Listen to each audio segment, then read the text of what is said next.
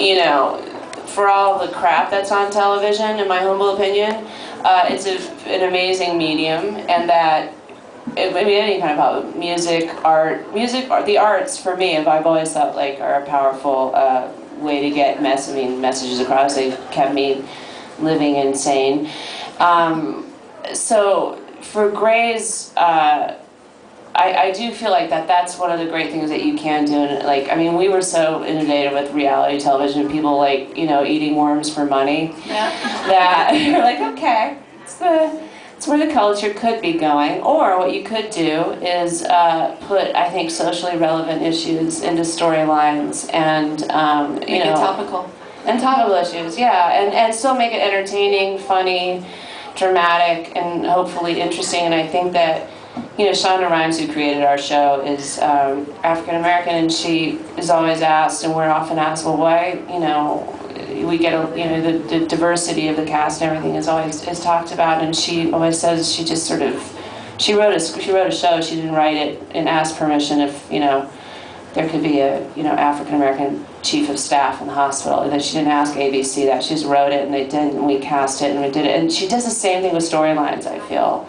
So I do feel like pop culture can be really, I feel like she can slip social issues in that you know, I was even like, we're gonna get in trouble. We're gonna get in trouble. You got a Catholic mom telling me to tie her tubes, and I did it.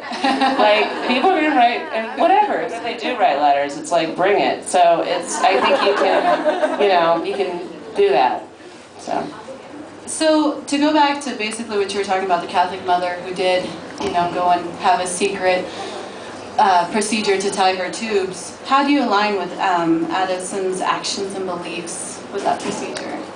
Well, personally? Yeah, I mean, I had a problem with that. Because ethically, I mean, I understand the emotional reaction of like, yeah, I'll go ahead and help this lady out, but ethically, I was like, as a doctor, and I've got like, you know, I've got 4 names, I've got 4 medical degrees. I don't think, what state of mind would I be in that I'd be so compelled? So I didn't sort of decide that I was, you know, really distraught about my marriage falling apart and more vulnerable than usual to. And she did make a compelling case. And the thing is that these cases are taken. They're like law and order. You know, they take them from real cases. They're real issues, real experiences. We have doctors that advise on our staff. So.